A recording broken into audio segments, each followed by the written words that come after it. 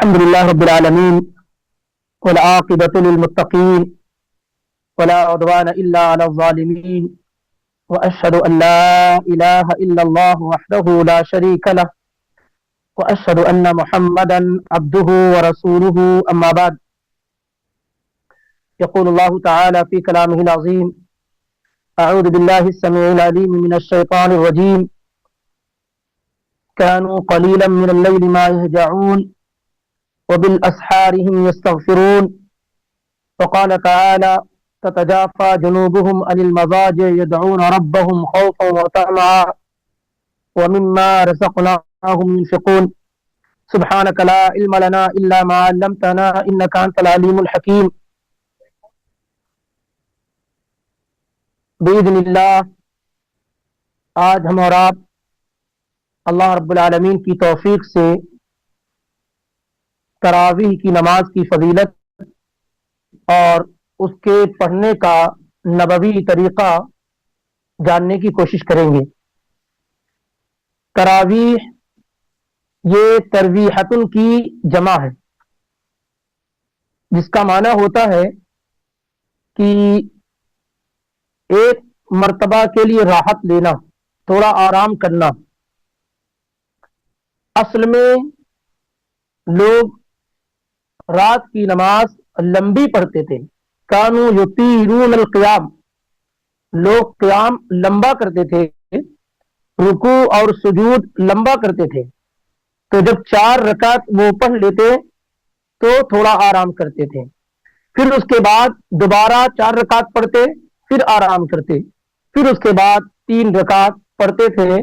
جیسا کہ امام ابن منظور الافریقی رحمہ اللہ نے لسان العرب میں، اور اسی طریقے سے امام ابن عثیمین رحمہ اللہ نے الشرح الممتع میں ذکر کیا ہے۔ تراویح اور دوسرے دنوں میں اسی نماز کو قیام اللیل، صلاۃ اللیل اور تہجد بھی کہا جاتا ہے، یعنی رات کی وہ نماز جو رمضان کے مہینے میں تراویح کے نام سے جانی اور پہچانی جاتی ہے۔ اسی نماز کو پورے سال میں قیام اللیل کے نام سے، صلاۃ اللیل کے نام سے اور تہجد کے نام سے جانا اور پہچانا جاتا ہے۔ یہ دونوں نمازوں میں کوئی فرق نہیں ہے۔ ہمارے بعض بھائیوں نے تہجد کی نماز میں اور تراویح کی نماز میں فرق کرنے کی کوشش کی ہے، اور ذکر کیا ہے کہ تراویح الگ نماز ہے اور تہجد کی نماز الگ ہے۔ حالانکہ یہ بات کسی بھی صورت میں درست اور صحیح نہیں ہے، کیونکہ ایک ہی نمازوں کے یہ مختلف نام ہیں۔ تراویح کا لفظ نبی علیہ الصلوۃ والسلام کے زمانے میں موجود نہیں تھا۔ قرآن اور احادیث میں جو لفظ ہمیں ملتا ہے، جو نام ہمیں ملتا ہے، وہ قیام اللیل کا، صلاۃ اللیل کا، اسی طرح سے تہجد کا۔ آپ اگر قرآن اور حدیث پڑھیں تو اللہ تعالیٰ قرآن میں ذکر کرتا وَمِنَ اللَّيْلِ فَتَهَجَّدْ بِهِ نَافِلَةً لَكَ، یہاں پر اللہ تعالیٰ نے رات کی نماز کو تہجد کہا ہے۔ اسی طریقے سے سورۃ المزمل دیکھیں تو وہاں اللہ تعالیٰ کہتا ہے یا ایھا المزمل قم اللیل الا قلیلا، یہاں رات کو قیام سے تعبیر کیا گیا، قیام اللیل سے۔ حدیث میں بھی اللہ کے نبی علیہ الصلوۃ والسلام نے کہا علیکم بقیام اللیل، اور اسی طریقے سے اس نماز کو صلاۃ اللیل، رات کی نماز بھی کہا جاتا ہے۔ نبی علیہ الصلوۃ والسلام نے کہا صلاۃ اللیل مثنا مثنا، رات کی نماز 2 رکعت کر کے ہے۔ اس لیے یہ بات اچھی طریقے سے ذہن میں بٹھا لینا چاہیے کہ جو نماز عام دنوں میں تہجد، قیام اللیل یا صلاۃ اللیل کہلاتی ہے، اسی نماز کو رمضان کے اندر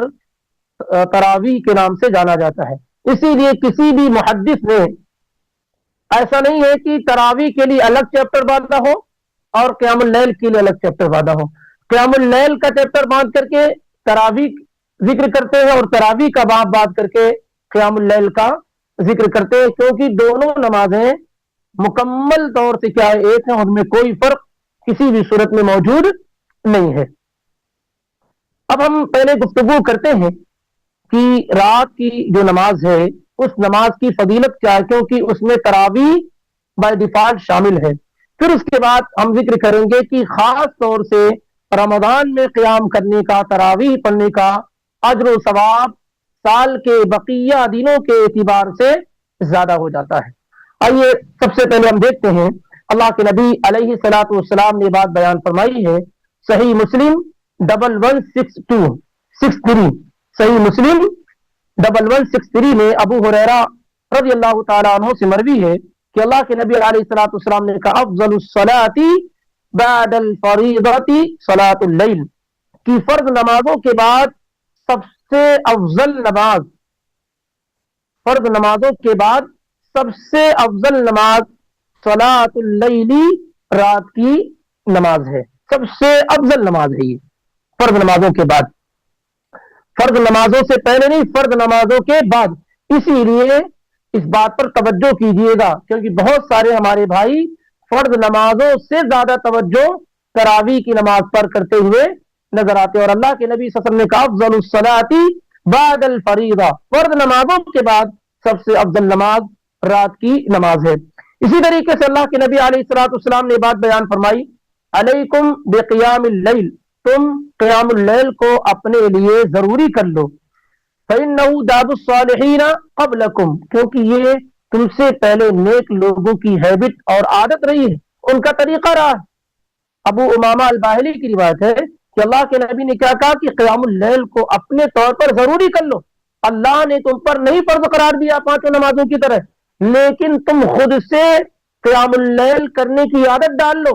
کیونکہ یہ تمام نیک اور صالح لوگوں کی عادت رہی ہے جو تم سے پہلے گزر چکے ہیں۔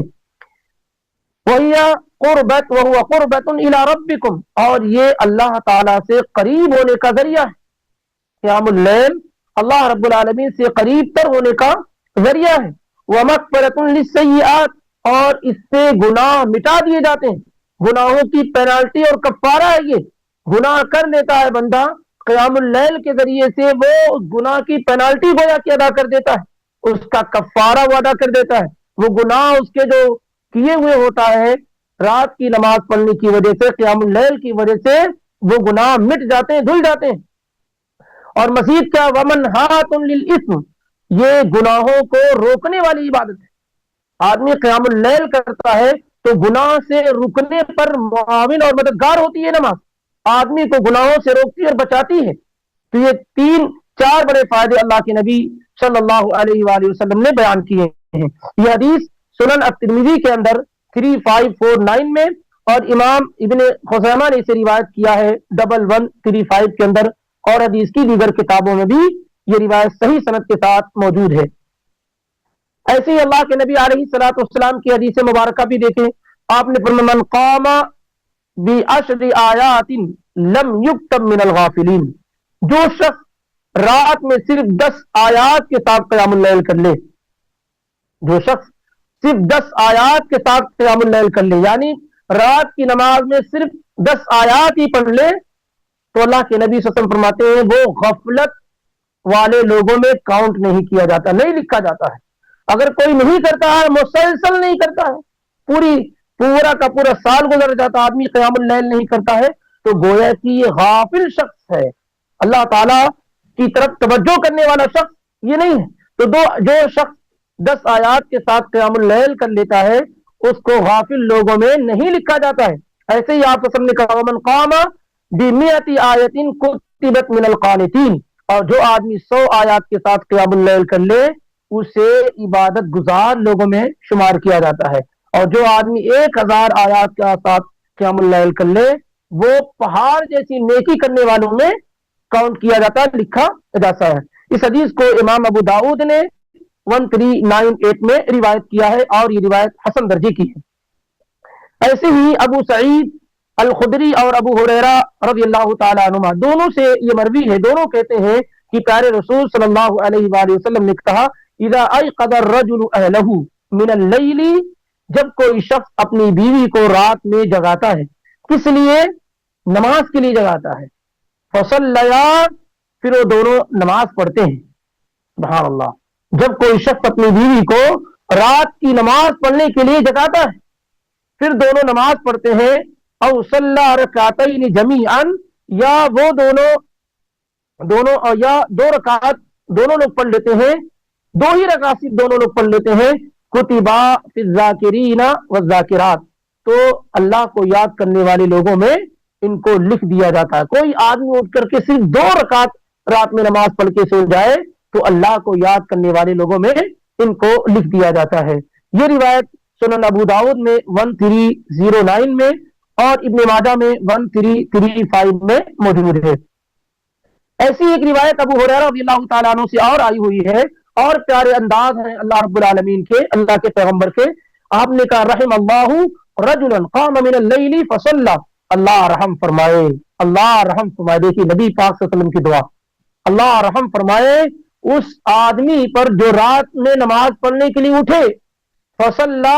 اور اس نے نماز پڑھ لی، جو رات میں نماز پڑھنے کے لیے اٹھے اور نماز پڑھ لے، اللہ اس پر رحم فرمائے۔ آپ سے جانتے ہیں کہ اللہ کے پیغمبر کی دعا ہر حال میں قبول ہوتی ہے، رد نہیں کی جا سکتی ہے، اور اللہ کے نبی دعا فرما رہے اللہ رحم فرمائے اس بندے پر جو رات میں قیام اللیل کے لیے اٹھے، نماز پڑھے، وَأَيْقَظَ امْرَأَتَهُ، اور اپنی بیوی کو بھی بیدار کرے، اس کو بھی جگائے، فَإِنْ أَبَتْ، اور اگر وہ اٹھنے سے انکار کر دے، بہت نیند آ رہی ہے، تھکی ہوئی ہوں وغیرہ وغیرہ، تو کیا کرے، نَضَحَ فِي وَجْهِهَا الْمَاءَ، تو اس کے چہرے پر پانی کا چھینٹا مار دے۔ پھر اس کے بعد اللہ کے نبی علیہ الصلوۃ والسلام نے کہا رحم اللہ امرأۃ قامت من اللیل، کیونکہ اصل ذمہ داری کیا ہے، مردوں کو مرد کے ذریعے سے گھر میں دین آنا چاہیے، کیونکہ وہ کمانڈ رکھنے والا ہوتا ہے۔ اسی لیے پہلے مردوں کا ذکر ہوا کہ جو مرد اٹھے اور نماز پڑھے اور اپنی بیوی کو جگائے، نہ اٹھنے کی شکل میں اس کے چہرے پر کیا ہے، چھینٹا مارے۔ پھر اس کے بعد عورت کو مخاطب کرتے ہوئے اللہ کے نبی نے کہا رحم اللہ امرأۃ، اللہ ایسی خاتون اور ایسی عورت پر رحم فرمائے، قامت من اللیل فصلت، جو رات میں اٹھے اور قیام اللیل کرے، نماز پڑھے، وایقظت زوجہا، اور اپنے شوہر کو بیدار کرے، فإن ابا، اگر شوہر اٹھنے سے انکار کرے، نضحت فی وجہہ الماء، تو اس کے چہرے پر پانی کا چھینٹا ڈال دے تاکہ اس سے وہ بیدار ہو جائے، اٹھ جائے۔ اس حدیث کو امام ابو داؤد نے 1308 میں روایت کیا ہے، اور امام نسائی نے بھی 1610 میں، اور امام ابن ماجہ نے 1336 میں روایت کیا، اور حدیث کی دیگر کتابوں میں بھی یہ موجود ہے۔ اس لیے ہر شخص کو اس پر توجہ کرنی چاہیے۔ قیام اللیل یہ ایک سچے پکے مسلم کی شناخت ہے، اس کی پہچان ہے، یہ جنت میں داخل ہونے کا سبب اور ذریعہ ہے، اس کے ذریعے سے اللہ رب العالمین کی قربت حاصل ہوتی ہے۔ عبداللہ بن ابو قیس کہتے ہیں کہ عائشہ صدیقہ رضی اللہ تعالی عنہ نے کہا ان سے لا تدع قیام اللیل، اے عبداللہ قیام اللیل کرنا مت چھوڑنا، قیام اللیل کرنا مت چھوڑنا، فإن رسول اللہ صلی اللہ علیہ وسلم کان لا یدعہ، اللہ کے نبی قیام اللیل نہیں چھوڑتے تھے، رات کی نماز نہیں چھوڑتے تھے، وکان اذا مرض او کسل صلی قائدا، اگر آپ بیمار ہو جاتے یا سستی اور ہوتی تو آپ صلی اللہ علیہ وآلہ وسلم بیٹھ کر کے ہی نماز پڑھ لیتے، پر آپ قیام اللیل کو نہیں چھوڑتے تھے۔ اس کو بھی امام ابو داؤد نے 1307 میں اور امام احمد نے 26114 کے اندر روایت کیا ہے۔ اسی طریقے سے اللہ کے نبی علیہ الصلوۃ والسلام نے بیان کیا، ابو مالک الاشعری رضی اللہ تعالیٰ عنہ کہتے ہیں ان فی الجنت غرفا، ان فی الجنت غرفتن، جنت میں بالا خانے، یرا ظاہرھا من باطنھا، جس کا ظاہر کا حصہ اندر سے نظر آئے گا، جنت میں بالا خانے ہیں جس کا ظاہر اندر سے نظر آئے گا اور اندر والا حصہ باہر سے نظر آئے گا۔ اعدہ اللہ لمن اطعم الطعام، یہ کس کے لیے اللہ نے تیار کر رکھا ہے؟ کہا اللہ کے نبی نے اللہ نے اس کے لیے تیار کر رکھا ہے جو لوگوں کو کھانا کھلائے، وَأَلَانَ الْكَلَامَ، اور نرم گفتگو کرے، وَتَابَ الصِّيَامَ، اور مسلسل روزہ رکھے، یعنی رمضان کا روزہ اور بھی دوسرے روزے جو اللہ نے بہتر قرار دیے وہ روزے رکھے، وَصَلَّى وَالنَّاسُ نِيَامٌ، اور نماز پڑھے اس وقت جب لوگ سو رہے ہوں۔ تو یہ چار کوالٹی والوں کے لیے اللہ نے جنت میں ایسے بالا خانے تیار کر رکھے ہیں جس کا ظاہر باہر کا حصہ اندر سے اور اندر کا حصہ باہر سے نظر آئے گا۔ کون لوگ ہیں وہ؟ نمبر 1 کھانا کھلانے والے، نمبر 2 نرم گفتگو کرنے والے، نمبر 3 روزہ رکھنے والے، نمبر 4 راتوں میں جب لوگ سو رہے عبادت کرنے والے۔ اگر آپ دیکھیں گے تو یہ ساری عبادات، چاروں خوبیاں رمضان میں بڑی آسانی کے ساتھ اکٹھا ہو جاتی ہیں۔ روزہ بھی آدمی رکھتا ہے، کھانا وغیرہ کھلانے کا بھی ماحول پہلے سے زیادہ ہوتا ہے، رات میں نماز بھی ہو جاتی ہے، اور اسی طریقے سے کسی حد تک اس کی آواز میں نرمی بھی پیدا ہو جاتی ہے۔ ایسے ہی اللہ کے نبی صلی اللہ علیہ وآلہ وسلم نے، اس کے علاوہ بہت ساری روایت، اگر سب کو ذکر کریں گے تو کافی وقت لگ جائے گا۔ اب ہم خاص آتے ہیں، تو کامن روایات ہوئی جو پورے سال پوری نماز، قیام اللیل، صلاۃ اللیل، تہجد، تراویح سب کو شامل ہے۔ اب خاص طور سے اس روایت کا ذکر ہم آپ کے سامنے کرنے جا رہے ہیں جس میں خاص طور سے رمضان میں قیام اللیل کا، تراویح کا کی جو فضیلت بیان کی گئی وہ ذکر کرتے ہیں۔ کیا بیان کیا اللہ کے نبی صلی اللہ علیہ وآلہ وسلم نے؟ کہا آپ صلی اللہ علیہ وسلم نے، من قام رمضان ایمانا واحتسابا غفر له ما تقدم من ذنبی، جس نے رمضان میں قیام کیا، رات کی نماز پڑھی، کس طریقے سے؟ ایمان کے ساتھ، یہ جانتے ہوئے کہ اللہ تعالیٰ نے یہ نماز ہمارے لیے بہتر قرار دی، اور ثواب کی نیت سے، تو اس کے پچھلے سارے چھوٹے چھوٹے گناہ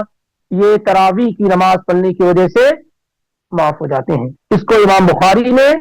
37 میں اور امام مسلم نے 759 میں روایت کیا ہے۔ ابو ہریرہ رضی اللہ تعالی عنہ کی ایک دوسری روایت ہے جس کو امام مسلم رحمہ اللہ نے روایت کیا 759 کے اندر۔ اس میں اس طریقے سے الفاظ ہے کہ کان رسول اللہ صلی اللہ علیہ وسلم یرغب فی قیام رمضان من غیر ان یامرهم فیہ بعزیمہ، اللہ کے نبی لوگوں کو شوق دلایا کرتے تھے، ابھارتے تھے، رغبت دلاتے تھے رمضان میں قیام کرنے کے سلسلے میں۔ ٹھیک ہے، آپ یہ حکم نہیں دیتے تھے کہ اللہ نے تم پر فرض قرار دیے، لیکن آپ صحابہ کرام کو رغبت دلاتے، شوق دلاتے تھے، اس کے مقام اور مرتبے کو بیان کرتے تھے، اور کہتے تھے کہ جو آدمی قیام اللیل کرے ایمان اور ثواب کی نیت سے، اس کے پچھلے سارے گناہ معاف ہو جاتے ہیں۔ کہتے ہیں ابن شہاب الزہری رحمہ اللہ، جس حدیث کو بیان کرنے والوں میں سے ایک راوی ہیں، وہ کہتے ہیں یہی طریقہ تھا قیام اللیل کا لوگوں کا رمضان میں۔ فتوفی رسول اللہ صلی اللہ علیہ وسلم والامر علی ذلک، اسی حالت میں اللہ کے نبی علیہ الصلوۃ والسلام کی وفات ہو گئی۔ ثم كان الامر على ذلك في خلافت ابی بکر، پھر ابو بکر صدیق رضی اللہ تعالیٰ عنہ کے دور خلافت میں بھی کیا ہے، ایسے ہی لوگ اپنے اپنے طور پر نماز پڑھتے رہے۔ پھر اس کے بعد عمر رضی اللہ تعالیٰ عنہ کے ابتدائی خلافت کے زمانے میں لوگ تنہا تنہا یا متفرق نماز پڑھتے رہے۔ پھر اس کے بعد انہوں نے کیا ہے، جماعت کے ساتھ لوگوں کو ایک امام کے پیچھے اکٹھا اور جمع کیا۔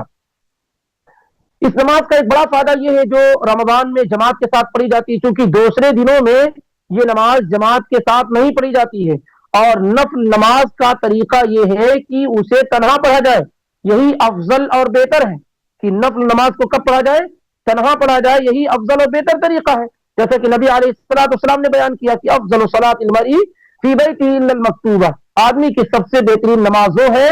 جو گھر میں پڑھی جائے سوائے فرض نماز کے، سوائے فرض نماز کے۔ لیکن یہ جو نماز ہے، تراویح کی جو نماز ہے، یہ افضل اور بہتر ہے کہ جماعت کے ساتھ پڑھی جائے۔ کیا بہتر ہے؟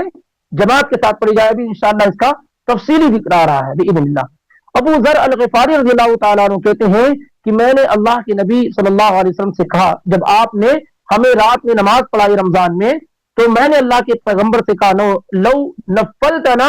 قیام هذه الليلہ، اے اللہ کے نبی آپ آج اور نماز پڑھاتے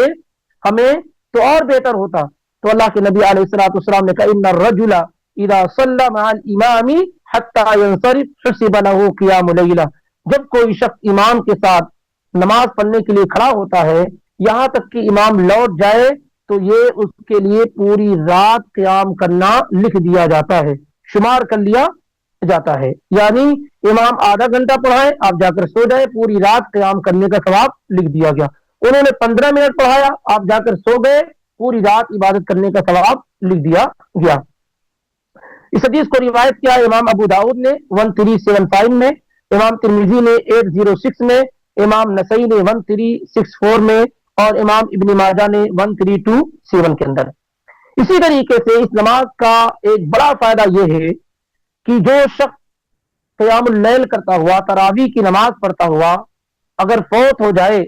تو اس کا شمار صدیقین اور شہداء میں ہوگا قیامت کے دن۔ آپ جانتے ہیں کہ یہ بڑے اعلیٰ کوالٹی کے لوگ ہیں، من یطع اللہ والرسول فاولئک مع الذین انعم اللہ علیہم من النبیین والصدیقین والشہداء والصالحین۔ سبحان اللہ، انبیاء کے بعد صدیقین، یہ بڑا پوسٹ ہے۔ تو اللہ کے نبی صلی اللہ علیہ وسلم نے کہا جو آدمی تراویح کی نماز پڑھتا ہوا فوت ہو جائے وہ صدیقین اور شہداء میں شمار کیا جائے گا۔ اس کے ساتھ اور عبادات کا ذکر ہے۔ عمر بن مرہ الجہنی رضی اللہ تعالیٰ عنہ کہتے ہیں کہ قضاء ایک قبیلہ، اس کے ایک شخص اللہ کے نبی علیہ الصلوۃ والسلام کے پاس آئے اور کہنے لگے انی شہدت ان لا الہ الا اللہ، میں یہ گواہی دیتا ہوں کہ اللہ کے علاوہ کوئی حقیقی معبود نہیں ہے، وانک رسول اللہ، اور یہ کہ آپ اللہ کے رسول ہیں صلی اللہ علیہ وسلم، وصلیت الصلوات الخمس، اور میں 5 وقت کی نماز پڑھتا ہوں، وصمت رمضان، اور میں رمضان کا روزہ رکھتا ہوں، وقمت اور قیام اللیل کرتا ہوں، رمضان کا روزہ بھی رکھتا ہوں اور رمضان میں تراویح کی نماز بھی پڑھتا ہوں، قیام اللیل بھی کرتا ہوں، وآتیت الزکاۃ، اور زکات ادا کرتا ہوں۔ تو اللہ کے نبی علیہ الصلوۃ والسلام نے کہا من مات علی ھذا، جو اس خصلت کے ساتھ فوت ہو جائے، یہ عبادت کرتا ہوا فوت ہو جائے، کان من الصدیقین والشہداء، تو وہ صدیقین اور شہداء کے مقام اور مرتبے تک پہنچ جاتا ہے اور اس میں شمار کر لیا جاتا ہے۔ اس حدیث کو امام ابن خزامہ نے ذکر کیا ہے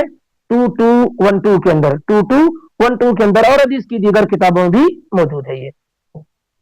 اب آگے بڑھتے ہیں کہ تراویح کی نماز پڑھنے کا حکم کیا ہے، کیا یہ پڑھنا واجب اور ضروری ہے یا سنت مؤکدہ ہے، اس کا کیا حکم ہے؟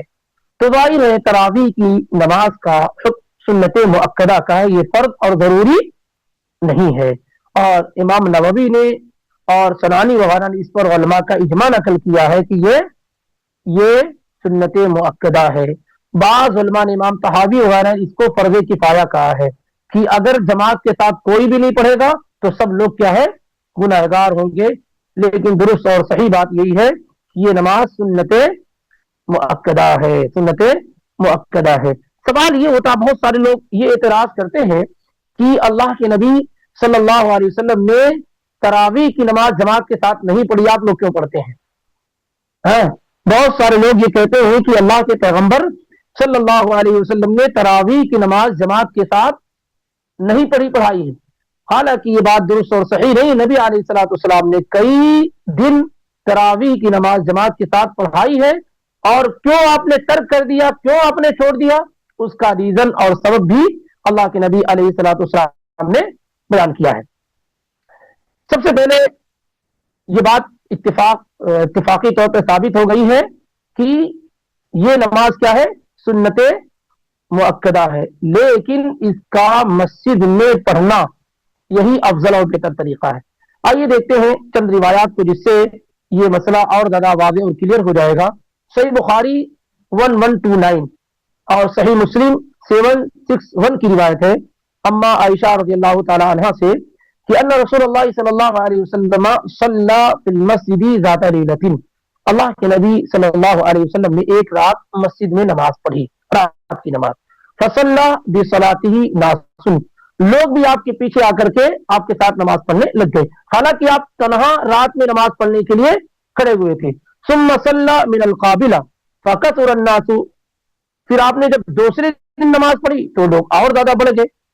اور زیادہ اکٹھا ہو گئے، یہاں تک کہ فکثر الناس ثم اجتمعوا من الليلة الثالثة، تیسری رات تو لوگوں کی تعداد بہت زیادہ ہو گئی، یہ چوتھی رات، فلم یخرج الیہم، انہوں نے کہا کہ تیسری چوتھی رات، فلم یخرج الیہم رسول اللہ صلی اللہ علیہ وسلم، تو اللہ کے نبی اب نماز پڑھانے کے لیے ان کے پاس نہیں گئے۔ فلما اصبح، جب صبح ہو گئی تو اللہ کے نبی صلی اللہ علیہ وسلم نے کہا قد رأیت الذی صنعتم،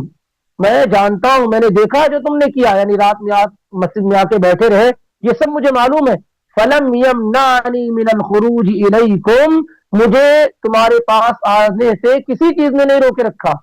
الا انی خشیت ان تفترض علیکم، مگر مجھے ڈر ہو گیا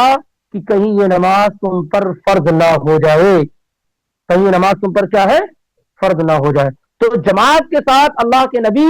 صلی اللہ علیہ وآلہ وسلم نے تراویح کی نماز ایک رات نہیں، 2 رات نہیں، 3 رات پڑھائی ہے، اور اس کے بعد آپ صلی اللہ علیہ وآلہ وسلم نے اس لیے نہیں پڑھائی کہ کہیں امت پر، لوگوں پر یہ نماز کیا ہے، فرض نہ ہو جائے۔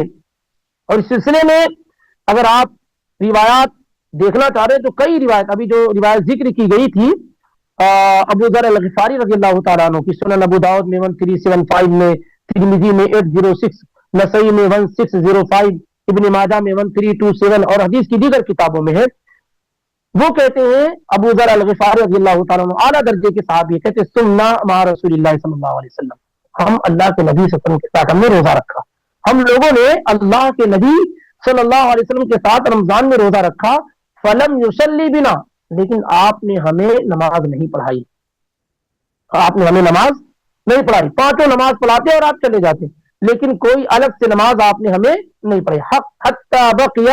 7 من الشہر، یہاں تک کہ جب مہینے میں صرف 7 دن باقی رہ گئے، یعنی 7 دن باقی رہ گیا ختم ہونے میں مہینہ رمضان کا، فقام بنا، تو اللہ کے نبی نے ہمیں نماز پڑھائی، حتی ذهب ثلث اللیل، یہاں تک کہ 1/3 رات گزر گئی، یعنی اس قدر آپ نے نماز پڑھائی کی 1/3 رات گزر گئی۔ ثم لم يقم بنا في السادسة، پھر جب 6 دن باقی رہ گیا رمضان کا تو اللہ کے نبی نے پھر قیام اللیل نہیں کیا، آپ نے تراویح کی نماز نہیں پڑھائی۔ پھر کیا ہوا، وقام بنا فی الخامسہ، جب 5 دن باقی رہ گیا تو آپ نے پھر قیام اللیل کرایا اور تراویح کی نماز پڑھائی ہمیں، حتی ذهب شطر اللیل، اور جب دوسری مرتبہ آپ نے تراویح کی نماز پڑھائی تو آدھی رات گزر گئی، نصف رات تک آپ نے پڑھایا۔ پھر میں نے کہا اللہ کے نبی صلی اللہ علیہ وسلم اگر آپ بقیہ رات بھی پڑھاتے رہتے تو بہت اچھا تھا۔ تب اللہ کے نبی علیہ الصلوۃ والسلام نے کہا کہ جب کوئی شخص امام کے ساتھ قیام کے لیے کھڑا ہوتا ہے یہاں تک کہ امام لوٹ جائے تو اس کے لیے پوری رات قیام کرنے کا ثواب لکھ دیا جاتا ہے۔ اس کے بعد ابو ذر الغفاری رضی اللہ عنہ کہتے ثم لم یصلی بنا، پھر اللہ کے نبی علیہ الصلوۃ والسلام نے ہمیں نماز نہیں پڑھائی، حتی بقی 3 من الشہر، یہاں تک کہ 3 دن باقی رہ گیا اب مہینہ ختم ہونے، وصلی بنا فی الثالثہ، اور جب تیسری مرتبہ آپ نے ہمیں نماز پڑھائی، ودعا اہلہ ونساءہ، تو آپ نے اپنے اہل ویال کو، اپنی بیویوں کو، سب کو بلایا اور آپ نے نماز پڑھائی، فقام بنا، پھر آپ جب نماز پڑھانے کے لیے تیسری رات جب آپ کھڑے ہوئے تو اتنی لمبی آپ نے نماز پڑھی، حتی تخوفنا الفلاح قلت له وما الفلاح قال السحور، اتنی لمبی آپ نے نماز پڑھائی کہ ہم لوگ ڈر گئے کہ کہیں سحری کا وقت نکل نہ جائے، ختم نہ ہو جائے۔ تو یہ واضح دلیل ہے کہ اللہ کے نبی صلی اللہ علیہ وسلم نے رمضان کی راتوں میں 3 رات جماعت کے ساتھ نماز پڑھائی ہے آپ نے۔ اس لیے یہ سمجھنا کہ تراویح کی نماز نہ آپ نے پڑھی ہے نہ پڑھائی ہے، یہ ایسا نہیں۔ اب یہ کوئی آدمی کہے آ کر کے کہ نہیں یہ آپ نے جو ہے جو نماز پڑھائی ہے یہ تراویح کی نماز ہے، پھر آپ نے الگ جا کر کے تہجد کی نماز پڑھی ہے، تو اس کا مطلب آپ یہ بتانا چاہ رہے ہیں کہ آپ نے، جیسا کہ لوگ کہتے ہیں کہ 23 رکعت ایک مرتبہ آپ نے پڑھی، پھر اس کے بعد 11 رکعت، یعنی 2 مرتبہ وتر آپ نے پڑھی اور 2 مرتبہ نماز پڑھ لی، اور ظاہر اس طرح کا کوئی ثبوت اللہ کے نبی علیہ الصلوۃ والسلام سے موجود نہیں ہے اور بالکل بے بنیاد بات ہے۔ اور روایت دیکھتے ہیں اور زیادہ کلیئر ہے، نعمان ابن بشیر رضی اللہ تعالیٰ عنہ کی روایت ہے، وہ کہتے ہیں قمنا مع رسول اللہ صلی اللہ علیہ وسلم فی شہر رمضان، ایک دم واضح طور پہ کہتے ہیں قمنا مع رسول اللہ صلی اللہ علیہ وسلم فی شہر رمضان، ہم لوگ اللہ کے نبی علیہ الصلوۃ والسلام کے ساتھ رمضان کے مہینے میں قیام کیے، رات میں نماز ہم لوگوں نے پڑھی، لیلۃ 23، 23ویں رات، الی ثلث اللیل الاول، 1/3 رات تک ہم لوگوں نے 23ویں رات کو نبی صلی اللہ علیہ وسلم کے ساتھ کیا ہے قیام اللیل کیا، رات کی نماز پڑھی۔ ثم قمنا معه لیلۃ 25، پھر 25ویں رات کو ہم اللہ کے نبی علیہ الصلوۃ والسلام کے ساتھ قیام کیے، کہاں، الی نصف اللیل، آدھی رات تک۔ ثم قمنا معه لیلۃ 27 حتى ظننا ان لا ندرك الفلاح وكانوا يسمونه السحور، پھر جب تیسری مرتبہ آپ نے نماز پڑھائی 27ویں رات کو تو ہمیں یہ گمان ہو گیا کہ کہیں ایسا نہ ہو کہ ہم اب سحر کو نہ پائیں, شہری ہم سے مس نہ ہو جائے. تو دیکھیے ابو ذر الغفاری کی روایت میں اور کی ایک دم بالکل تفصیل موجود ہے, اور دونوں صحابی نے پڑھا تو ایک بات بیان کرے, دونوں بیان کر رہے 3 رات, 23, 25, 27, اور انہوں نے بھی ویسے بیان کیا. انداز الگ تھا کہ جب 7 دن باقی رہ گیا, جب 5 دن باقی رہ گیا, جب 3 دن باقی رہ گیا, تو بات ایک ہی ہے. نعمان ابن بشیر رضی اللہ عنہ کی روایت میں صراحت ہے کہ 23, 25, 27 کو آپ نے پڑھائی, اور اما عائشہ رضی اللہ تعالیٰ عنہ کی روایت میں یہ ہے کہ چوتھے دن آپ کیا ہے گھر سے باہر نہیں نکلے. یہ جو حدیث ہے نعمان ابن بشیر والی رضی اللہ عنہ, یہ سنن نسائی کے اندر ہے, 1606 کے اندر موجود ہے. اور بخاری کی ایک اور روایت اگر دیکھیں تو اور زیادہ مسئلہ واضح ہو جائے گا. بخاری میں 924 اور مسلم میں 761 کی روایت ہے. اما عائشہ رضی اللہ تعالیٰ عنہ کہتی ہیں کہ اللہ کے نبی علیہ الصلوۃ والسلام ایک رات باہر نکلے اور رات کے حصے میں, اور مسجد میں آپ نے نماز پڑھی, یعنی گھر میں نماز نہ پڑھ کر کے آپ نے مسجد میں نماز پڑھی, اکیلے آپ پڑھنے کے لیے گئے. فصلی رجال بصلاتی, تو مسجد میں آلریڈی کچھ لوگ موجود تھے. جب انہوں نے اللہ کے نبی صلی اللہ علیہ وسلم کو نماز پڑھتے ہوئے دیکھا تو وہ پیچھے آ کر کے لگ گئے. پھر صبح ہو گئی تو لوگوں نے کہا تو اللہ کے نبی نے مسجد میں نماز پڑھائی ہے. جن لوگوں نے آپ کے پیچھے نماز پڑھی تو وہ لوگ صبح ہوتے ہی کیا ہے انہوں نے شور کر دیا. تو جب دوسرا دن آیا فاجتمع اکثر منہم, تو دوسرے دن اور زیادہ لوگ اکٹھا اور جمع ہو گئے. فصلوا معه, تو سارے لوگوں نے اللہ کے نبی صلی اللہ علیہ وسلم کے ساتھ نماز پڑھی. فاصبح الناس, اب یہ دوسرا دن گزر گیا, صبح ہوئی تو لوگوں نے اور گفتگو کی. اب جن کو خبر نہیں تھی پورے مدینے میں خبر ہوگی کیونکہ دوسرا دن بھی گزر گیا. فکثر المسجد من الليلة الثالثة, تیسرے دن مسجد بالکل بھر گئی. فخرج رسول اللہ صلی اللہ علیہ وسلم فصلوا بصلاته, تو لوگوں نے آپ کی نماز کے ساتھ نماز پڑھی, یعنی آپ نے ان کو نماز پڑھائی. فلما كانت الليلة الرابعة, اب دیکھیے صاحب کہتی ہیں وہی بات جو ابو ذر غفاری نے اور نعمان ابن بشیر نے ذکر کی ہے, انداز سب کا الگ الگ. کہتی ہیں فلما كانت الليلة الرابعة, جب چوتھی رات ہوئی, عجز المسجد عن اهله, خلاص مسجد بالکل فل ہو گئی, اب اس میں جگہ نہیں رہی, مسجد بالکل تنگ ہو گئی, اتنے لوگ آئے. حتی خرج لصلاة الصبح, لیکن اللہ کے نبی نکلے ہی نہیں نماز پڑھانے کے لیے چوتھی مرتبہ. آپ نکلے ہی نہیں. کب نکلے؟ صبح کی نماز پڑھانے کے لیے نکلے. فلما قضى الفجر, جب آپ نے فجر کی نماز پڑھا لی, اقبل علی الناس, اب لوگوں کی طرف متوجہ ہوئے, اب آپ لوگوں کی طرف متوجہ ہوئے. فتشہد, اللہ تعالیٰ کی تسبیح بیان کی, تشہد بیان کیا. پھر اس کے بعد آپ نے کہا فإنه لم يخفى علی مکانکم, مجھ سے تمہاری حالت کیا ہے مخفی اور پوشیدہ نہیں تھی. لیکنی خشیت ان تفترض علیکم, لیکن مجھے ڈر ہو گیا کہ کہیں یہ نماز تم پر فرض نہ ہو جائے. فتعجزوا عنہا, تو تمہارے لیے کیا ہے مشکل ہو جائے رات میں یہ نماز پڑھنا. یہی جو ہے درست اور صحیح بات ہے جو یہاں پر ذکر کی جا رہی ہے. اب یہ سلسلہ رہا, اس کے بعد اللہ کے نبی علیہ الصلوۃ والسلام نے کبھی بھی تراویح کی نماز جماعت کے ساتھ نہیں پڑھائی. ایک ہی مرتبہ, یہ 3 مرتبہ آپ نے پڑھائی, اور ایک مرتبہ رمضان میں صرف آپ نے ایسا کیا. اور اسی صورت ایسی صورت چلتی رہی. چند لوگ یہاں مسجد میں پڑھ رہے ہیں, چند لوگ وہاں پڑھ رہے ہیں, یہاں تک کہ جب امیر المومنین عمر بن خطاب رضی اللہ تعالیٰ عنہ کا دور آیا, جب عمر بن خطاب رضی اللہ تعالیٰ زمانہ آیا, تو عبد الرحمن بن القاری کہتے ہیں کہ خرجت مع عمر بن الخطاب رضی اللہ تعالی عنہ لیلۃ فی رمضان الی المسجد, کہ میں رمضان کے مہینے میں عمر بن خطاب رضی اللہ تعالی عنہ کے ساتھ ایک رات مسجد میں گیا. فإذا الناس اوزاع متفرقون يصلي الرجل لنفسه ويصلي الرجل فيصلي بصلاته الرات, کچھ لوگ یہاں نماز پڑھ رہے ہیں, کوئی تنہا نماز پڑھ رہا ہے, کوئی کسی طریقے سے نماز پڑھ رہا ہے. یہ صورتحال عمر بن خطاب رضی اللہ تعالی عنہ نے مسجد نبوی کے اندر دیکھی.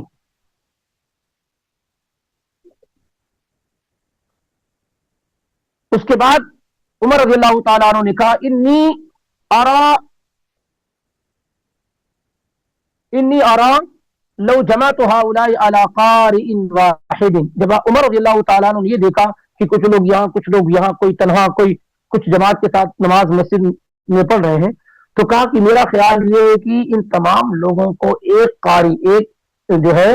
امام کے پیچھے اکٹھا اور جمع کر دیا جائے تو یہ زیادہ بہتر ہو لکان امثل یہ زیادہ بہتر ہو ثم عزم پھر اس کا پختہ ارادہ کیا فجمعهم الى ابی بن کعب پھر تمام لوگوں کو ابی بن کعب رضی اللہ تعالیٰ عنہ کے پیچھے جمع کر دیا اور آپ یہ جانتے ہیں کہ ابی بن کعب بڑے اعلیٰ درجے کے صحابی ہیں قرآن کے معاملے میں ایکسپرٹ ہیں اتھارٹی اللہ تعالیٰ نے نبی علیہ الصلوۃ والسلام کو یہ کہا کہ آپ ابی بن کعب کو قرآن پڑھ کر کے سنائیں تو امیر المومنین عمر بن خطاب رضی اللہ تعالیٰ عنہ نے لوگوں کو ابی بن کعب رضی اللہ تعالیٰ عنہ کے پیچھے جمع کر دیا یعنی ابی بن کعب رضی اللہ عنہ کو امام بنا دیا تو اس طریقے سے اسی وقت سے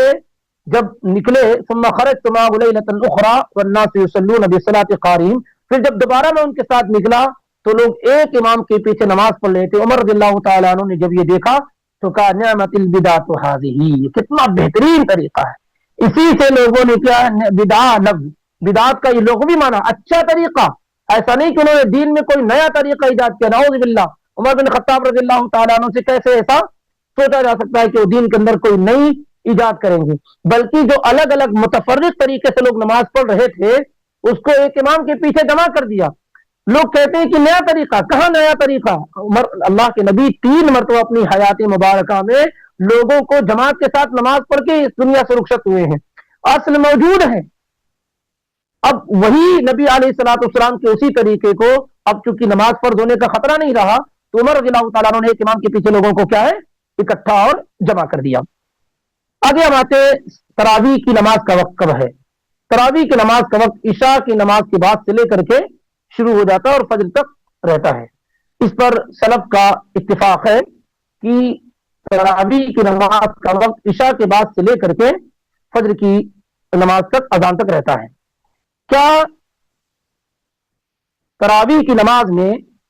قرات کے لیے کوئی مقدار محدد ہے کہ 5 پارہ 10 پارہ 2 پارہ 1 پارہ وغیرہ وغیرہ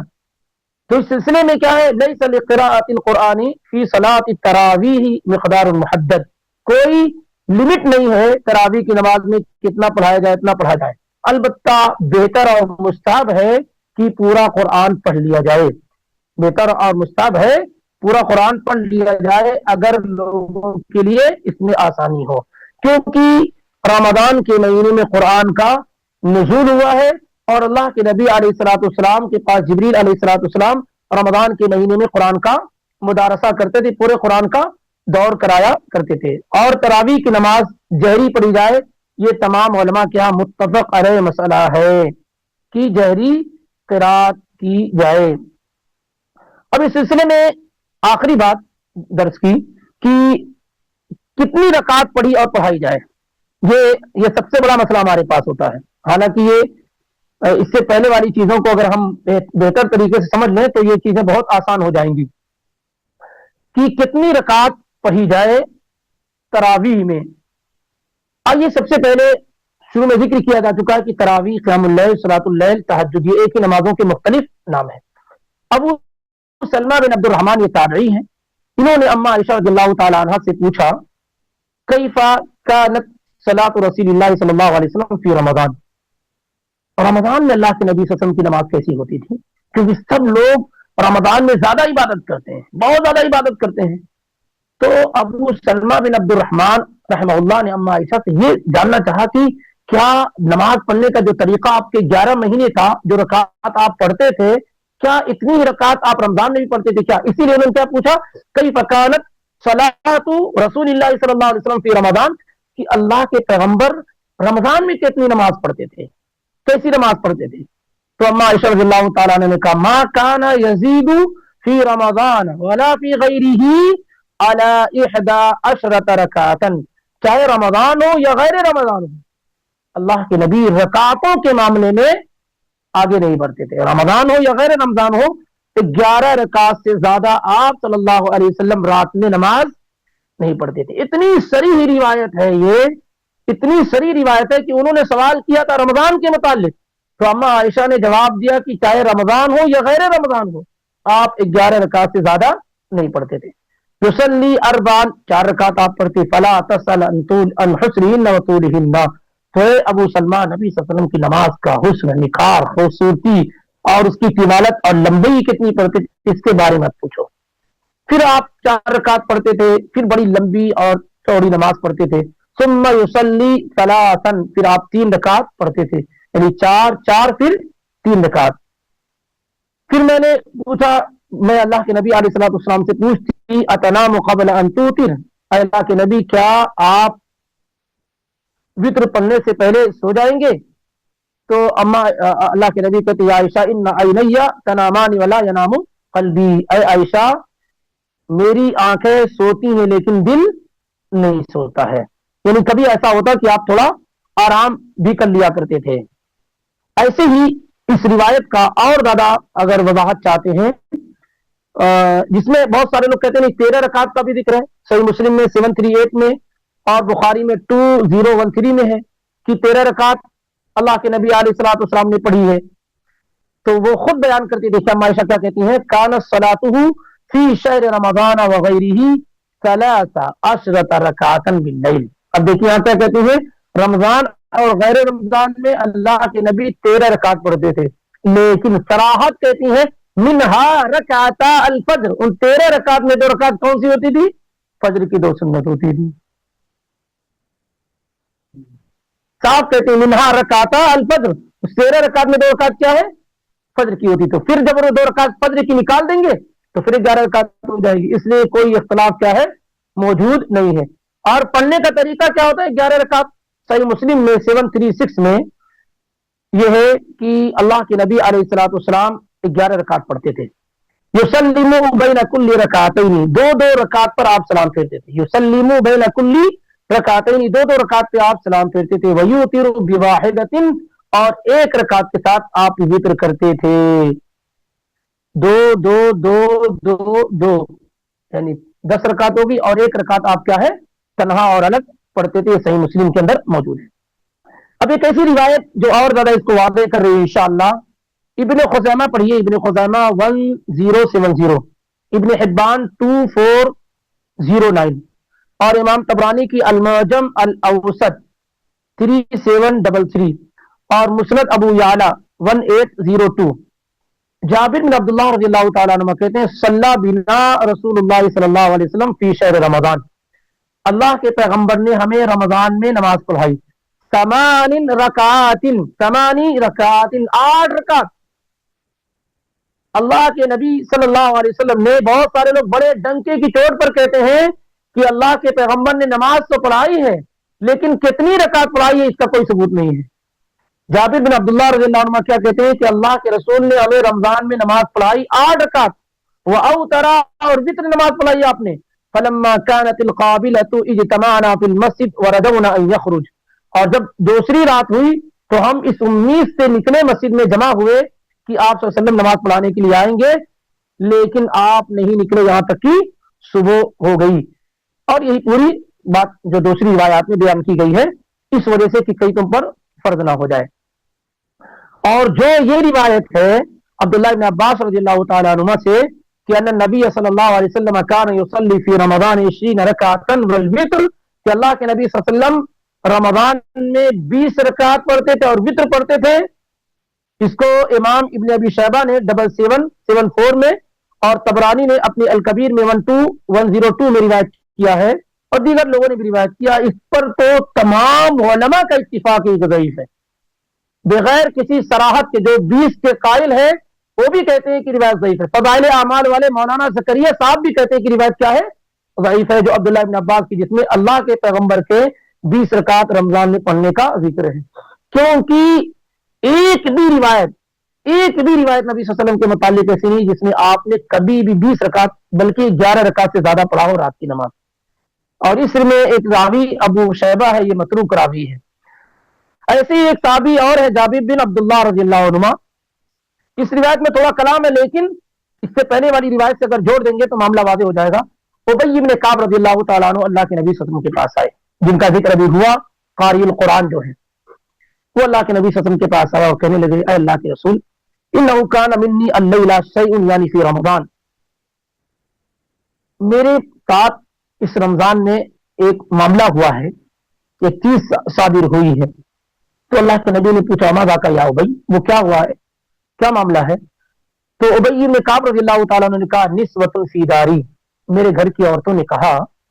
انا لا نقرأ القرآن فتصلی بصلاتک، ہم قرآن نہیں پڑھ سکتے تو آپ ہمیں کیا ہے قرآن پڑھائیے، آپ ہمیں نماز پڑھائیے، ہم بہت زیادہ قرآن نہیں پڑھ سکتے، قرآن آپ کی طرح ہمیں یاد نہیں ہے، تو آپ کیا ہے ہمیں قرآن پڑھائیے، نماز پڑھائیے۔ تو ابی بن کعب رضی اللہ تعالیٰ عنہ کہتے ہیں فصلیت بہن 8 رکعات واوترت، تو میں نے ان کو 8 رکعت نماز پڑھائی اور وتر کی نماز پڑھائی، فکانت سنت الرضا فلم یقل شیئا، اللہ کے نبی نے اس پر خاموشی اختیار کی، تو یہ سنت رضا ہے، اللہ کے نبی صلی اللہ علیہ وسلم کی یہ پسندیدہ سنت ہے کہ آپ نے اس پہ خاموشی اختیار کی اور رضامند آپ اس پر ہوئے۔ اس کو امام ابو یعلا نے روایت کیا ہے 1801 کے اندر، امام ابن حبان نے روایت کیا ہے 2550 کے اندر۔ تو پچھلی جو روایت گزری جابر بن عبداللہ رضی اللہ عنہ کی، سیم وہی روایت ہے، وہی راوی ہے، ان سب کو اکٹھا اور جمع کر لیا جائے تو اس بات کی مزید پختگی ہو جاتی ہے کہ اللہ کے نبی صلی اللہ علیہ وسلم نے 8 رکعت پڑھی ہے، اور صحابہ آپ کے زمانے میں 8 رکعت ہی پڑھتے تھے، وتر کے ساتھ 11 رکعت۔ اب ایک اور روایت ہے جس کو امام مالک نے حدیث نمبر 4 میں، امام بیہقی نے 4800 میں، اور امام نسائی نے الکبریٰ میں ذکر کیا ہے 4687 میں، السائب بن یزید رحمہ اللہ رضی اللہ عنہ سے، السائب بن یزید رضی اللہ عنہ سے کہ امر عمر بن الخطاب ابی بن کعب وتمیما الداریہ ان یقوما للناس ب11 رکعۃ۔ سائب بن یزید رضی اللہ عنہ کہتے ہیں کہ عمر رضی اللہ تعالی عنہ نے ابی بن کعب اور تمیم الداری رضی اللہ تعالی عنہ کو یہ حکم دیا کہ وہ لوگوں کو 11 رکعت پڑھائیں، 11 رکعت پڑھائیں۔ وکان القارئ یقرأ بالمئین حتی کنا نعتمد علی الیسیر من طول القیام، اور جو قاری تھے اس زمانے میں وہ 100 آیات پڑھتے تھے، کئی سو آیات پڑھتے تھے، یہاں تک کہ لمبے قیام کی وجہ سے ہم لاٹھیوں کا سہارا لیتے تھے، اس پہ ٹیک لگاتے تھے۔ وما كنا ننصرف الا في بزوغ القبر فجر، اور ہم جب نماز سے لوٹتے تھے تو فجر کا وقت بالکل قریب رہتا تھا، سحری کھانے کے لیے جاتے تھے، اتنا لمبا ہم رات میں کیا ہے قیام کرتے تھے۔ تو ظاہر ہے یہ میں نے صرف 11 رکعت والی روایات ذکر کی ہیں، اور باقی ذکر کرنے کے لیے مناقشہ اور ڈیبیٹ کی ضرورت ہوگی۔ اس کی وجہ کیا ہے کہ جتنی اور روایات ہیں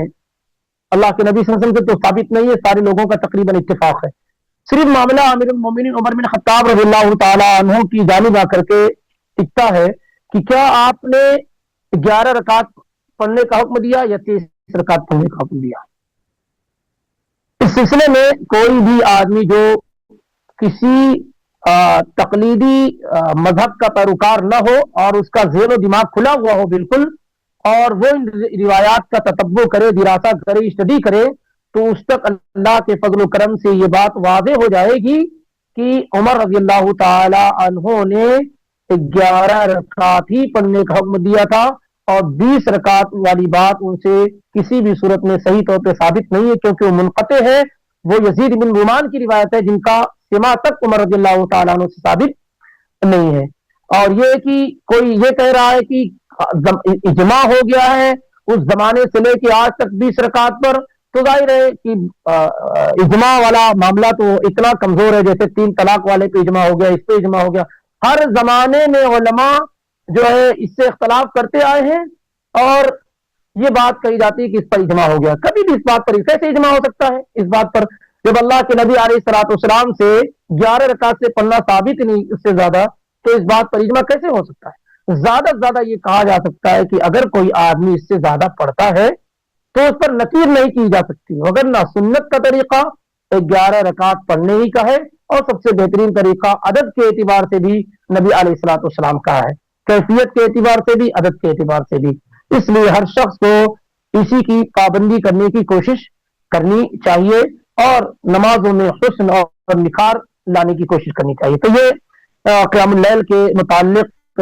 اللہ رب العالمین کی توفیق سے چند باتیں ذکر کی گئی ہیں، اور آخری بات اس سلسلے میں یہ کہ تراویح کی نماز جماعت کے ساتھ ہی پڑھنا چاہیے، چاہے وہ مرد ہو یا عورت ہو، لیکن اگر کوئی گھر کے اندر پڑھ لیتا ہے تو جائز اور درست ہے. افضل اور بہتر یہ ہے کہ جماعت کے ساتھ مسجد میں پڑھا جائے. یہ ایک شعار ہو گیا ہے, ایک آئیڈینٹی اور شناخت ہو گئی مسلمانوں کی رمضان میں تراویح کی, اس لیے اس کو زندہ رکھنے کی کوشش کرنا چاہیے. اور یہی وہ طریقہ ہے جو امیر المومنین عمر بن خطاب رضی اللہ تعالی عنہ نے کے ذریعے سے وجود میں آیا, جو اصل اللہ کے نبی صلی اللہ علیہ وسلم کے زمانے میں موجود تھی. اور یہاں پر ہمیں اور آپ کو اس کا اہتمام کرنا چاہیے. اور ہر زمانے میں تمام علماء اور ائمہ محدثین جماعت کے ساتھ ہی تراویح کی نماز پڑھنے کو افضل قرار دیتے ہوئے آئے ہیں, یہ کہتے ہوئے کہ اگر کوئی آدمی گھر میں تراویح کی نماز پڑھ لیتا ہے تو جائز اور درست, اس میں کوئی حرج نہیں ہے. اس طریقے سے آج کا یہ درس اللہ کی توفیق سے مکمل بھی ہوا اور لمبا بھی ہو گیا, اس کے لیے معذرت. جی بتائیں کیا ہے.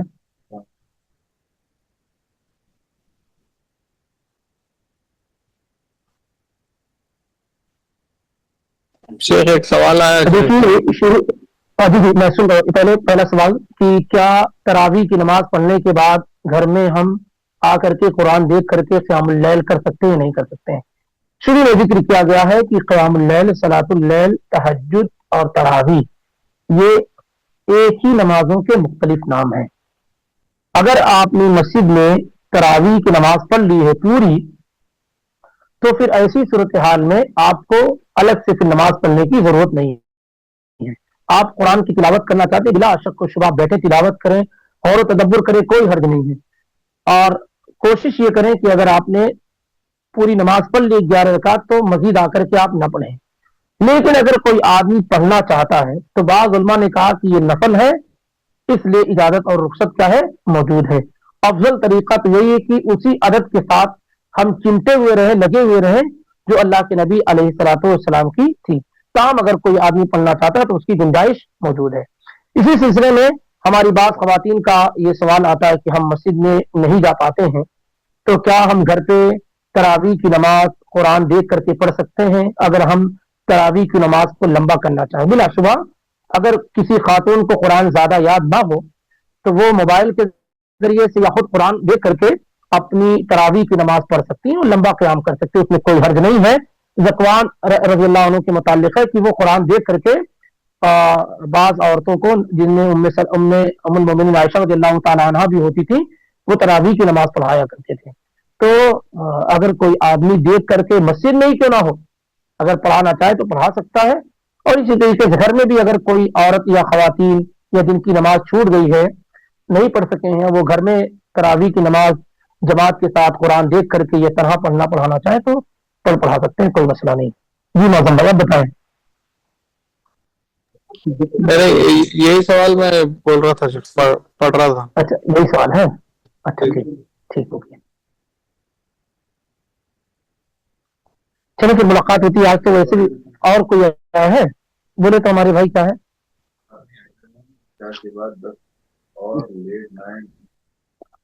جی جی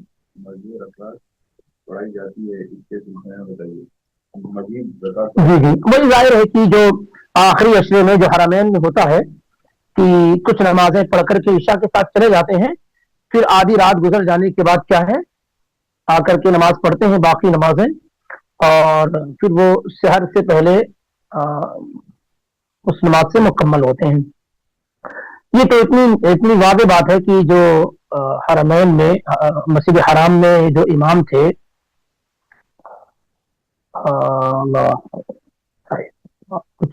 میرے ساتھ 100 سال کے قریب ہوا ہوگا, تو وہ جو امام صاحب تھے انہوں نے اس کو ایجاد کیا ہے. ایسا بھی نہیں کہ 2-4 سال 100 سال پرانی ہے, یہ بالکل نئی آئی ہوئی ہے مارکیٹ میں, 100 سال کے قریب ہوا ہوگا. تو مسجد حرام کے جو امام صاحب تھے انہوں نے اس تراویح کی نماز کو 2 پارٹ میں کیا ہے ڈیوائڈ کر دیا. ایک جو ہے عشاء کی نماز کے ساتھ پڑھائے اور کچھ حصے کو بعد میں پڑھاتے تھے. اس لیے بہت سارے علماء نے اس پر نکیر کی ہے, بہت سارے علماء نے کیا ہے اس پر نکیر کی ہے. اور ظاہر یہ بہتر طریقہ نہیں ہے, یہ بہتر طریقہ نہیں ہے, تو اس سے پرہیز کرنا چاہیے. لیکن بہت ساری چیزیں اختیار میں نہیں ہوتی ہیں, بہت ساری چیزیں کیا ہے اختیار میں نہیں ہوتی, بہت ساری چیزیں بڑی طاقتوں کے اختیار میں نہیں ہوتی ہیں. جیسے حرمین میں 20 رکعت ہوتی تھی, تو फितना ना पैदा हो जाए, इसी वजह से क्या है, अब पूरे सऊदी अरब में 11 रकात हो रही है, और हरमैन में क्या हो रही है, 23 रकात हो रही है। तो जाहिर है कि एक मामला था कि बड़ा फितना, सारे मसलक के लोग इकट्ठा और जमा होते हैं, तो इस वजह से उसको क्या है बाकी रखा गया। लेकिन बाकी पूरे सऊदी अरब में क्या है,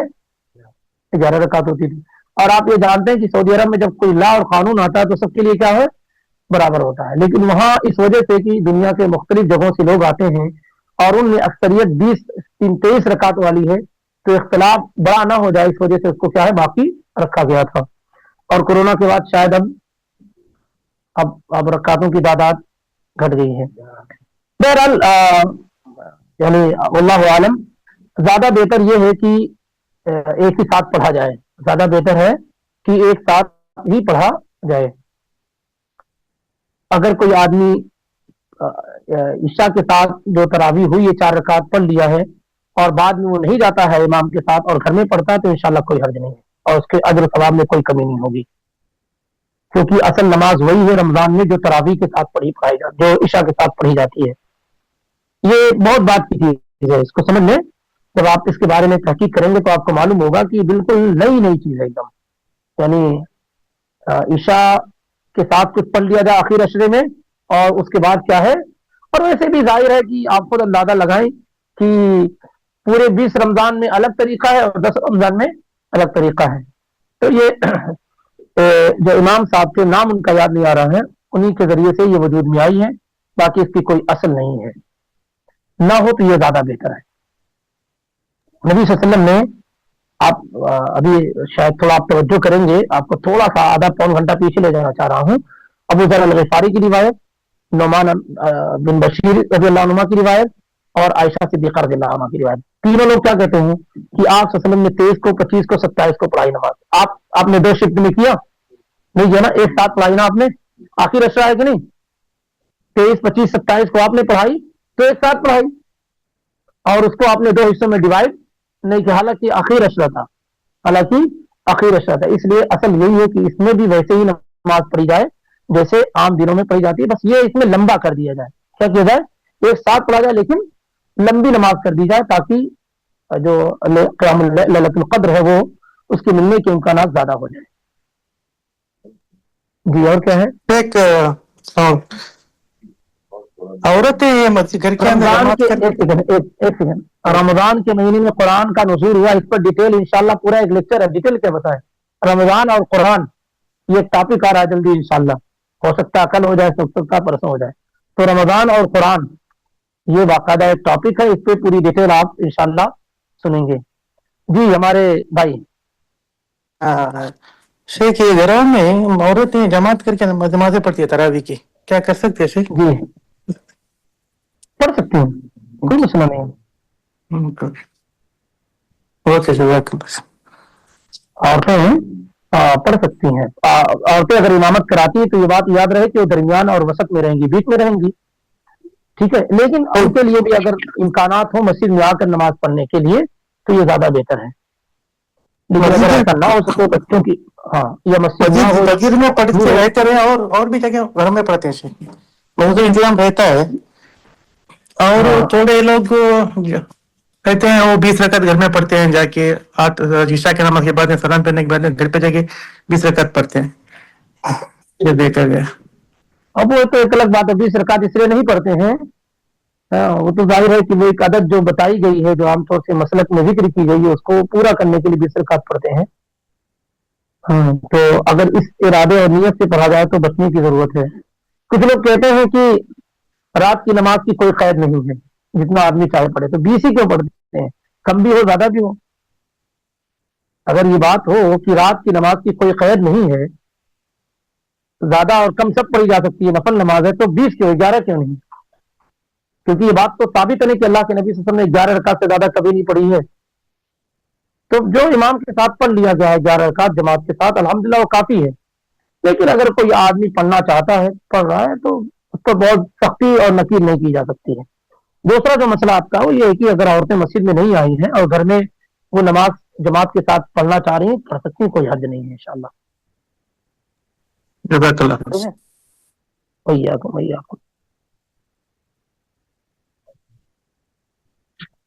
ہو گیا موزم بھائی؟ جی سر. اب کوئی سوال نہیں ہے نا؟ نہیں چلے پھر ملاقات ہوگی. آج معذرت بہت تاخیر ہو گئی، یہ جو ہے پورا مسئلہ درس ہو گیا. سبحانك اللهم وبحمدك اشهد ان لا اله الا انت استغفرك واتوب اليك. السلام علیکم ورحمۃ اللہ وبرکاتہ.